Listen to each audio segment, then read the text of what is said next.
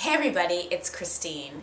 And one of the most challenging things that we go through, and everybody goes through it at one point or another, is a breakup. Especially a breakup of a romantic relationship. I mean, there is sometimes just nothing that feels worse than heartache. So if you're going through a breakup right now, I just want you to know, first of all, you have my compassion. And also know that on the other side of a breakup is a breakthrough. The thing about romantic relationships is not all of them are supposed to last forever. Some of them have what I call expiration dates. And the purpose of a romantic relationship isn't to, have a happily ever after kind of fairy tale ending. It really is to serve as a mirror, to help us learn, to help us grow, to help us open our heart even more. And sometimes the way that we learn the biggest lessons is when a relationship ends. So if you're going through that right now, I want to share with you my 5 best tips for navigating through this first part of your breakup. Because in order to get to the breakthrough, you've got to get through this kind of yucky part. And I know it really hurts. And I've seen in my own breakups and helping so many people navigate through theirs, there are things you can do that make this easier and that help you get from the breakup heartache to the breakthrough a lot faster and with a lot more grace. Now, some of these are kind of drastic and you may resist, but I assure you, if you take on these 5 tips, this period of time won't be as much of a struggle as you think it might be. Okay, so first tip, and this is often the hardest for most people, no contact with your ex. That means no email, no text, no Facebooking, no calling them, seeing them, not at all. I see so often this misunderstanding that when people break up, they try to help each other through the breakup and keep talking. No, you're broken up. That means each of you needs to separately take some time off of each other. You need to get to know you again. You need to start giving yourself the things that that other person provided for you.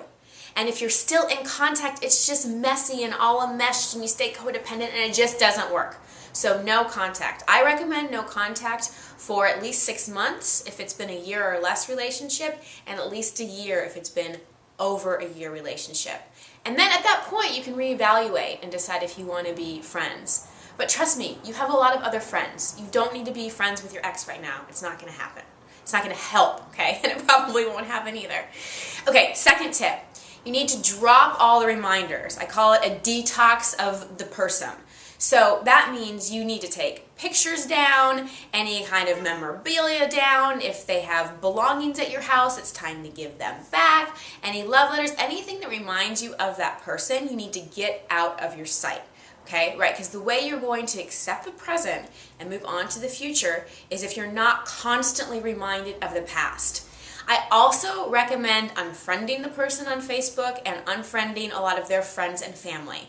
Because let's face it, you don't want to be looking through your status updates and seeing someone comment on your ex's page. Okay, no cyber stalking. It's time to really just make a clean break and start to focus on yourself again. Okay, so detox. Detox any reminders. Okay, number 3. Schedule time to grieve and then get on with this. I remember my most devastating breakup in my 20s where I really didn't know how I was going to function from day to day. I would schedule 15 minutes in the morning and 15 minutes at night where I let myself cry and lament and wonder and be sad or be angry and journal and do all of that. And I'd really give myself that time. And then throughout the rest of the day, I had to move on with my life. I saw my friends, I went to work, I took care of myself physically, I made sure to see my coach and therapist, and I knew I had those bookends, right? Because in a breakup, it's natural that you're going to be sad. You're going to need time to grieve it. We can't get around grief, right? When our heart is breaking or aching, that's normal and natural to feel that way. So it's important to let it out. The problem is, sometimes in a breakup, we get addicted to the grieving. We get attached to it.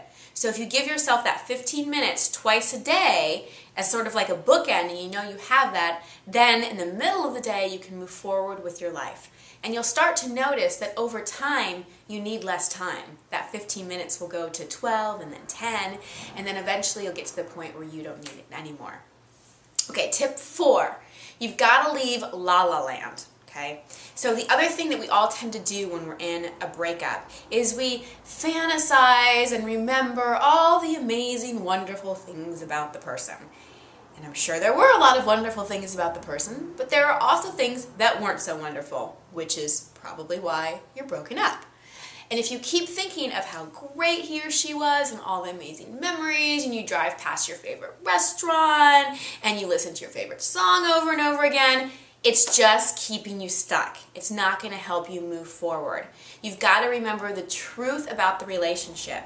If it helps, have a friend that can be your truth buddy, where you can call when you're like, okay, I'm in La La Land, I'm totally in fantasy land, only remembering the good. Please help me remember the truth, right? So that you can stay grounded in your truth and not vacationing off to fantasy land and only remembering the good. Okay, number 5 is you're going to write a completion letter. Okay, and this is how this goes. And oh, P.S., this is not something that you ever send. This is a letter that you write just for you. Okay? And there's 3 sentence starters, or actually they're more like paragraph starters. And you're going to write this letter to the person, but again, you don't send it. So the 3 paragraph starters that you're going to use to write this letter are, Dear so-and-so, your ex's name, I'm saying goodbye because. And you write everything out about why this relationship has reached its expiration date, why you're saying goodbye, why it's time to let go. So I'm saying goodbye because. And then, I learned from you. And write down everything you learned about yourself, about life, about love, about relationships, about the other person. And then finally, thank you for. So first, I'm leaving you because, or this is over because, or I'm saying goodbye because. Any of those work. I learned from you, and thank you for. Okay? When you write this completion letter, it will help give you closure. The other misunderstanding about breakups is that we think we need the other person to give us closure. We think we need some big drawn-out conversation, some closure conversation with the other person, and you don't. You can have closure on your own, and this letter will help. And as you evolve through your breakup, and you get to that breakthrough, and you start to heal more, you may add to this letter over time. But this is a good place to start, okay? So remember those 5 tips if you're in the breakup. And what I want to assure you of is that you will get through this. I promise you. It won't hurt this bad forever. Your heart will heal. You do not have to close your heart or shut down. You can keep opening up to love. Reach out for support. Use this breakup to really go in and love yourself even more and nurture your relationship with yourself and open up to the universe, open up to love from the divine. Just because that person isn't in your life does not mean there's less love in your life. There's so much love already available to you. You just need to get through this time and open up to it and allow yourself to feel your own love. Remember, you will get through this. You're so, so worthy of the loving relationship that you desire, and this is just a step along the way. Many blessings to you.